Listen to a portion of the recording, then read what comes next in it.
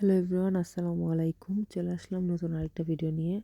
ভিডিওটা সকাল থেকে শুরু করছি, এই কারণে সকালের খাবারের আয়োজন করা হয়েছে।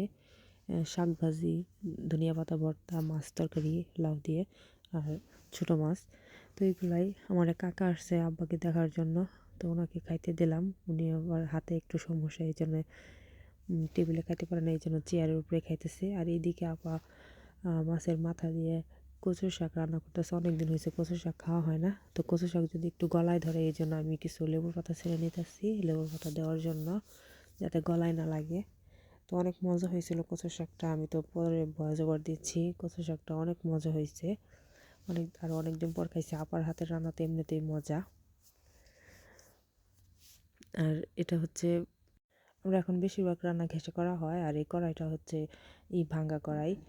ভাঙ্গা বলতে ধরার যে এটা ওইটা ভেঙে গেছে, এই জন্য ওটা যখন মাটির চুলায় রান্না করা হয় কালি, তখন এটাতে রান্না করা হয়। কেউ কিছু আবার মনে করবেন না, এই কড়াইয়ে রান্না করা হয় এদিকে।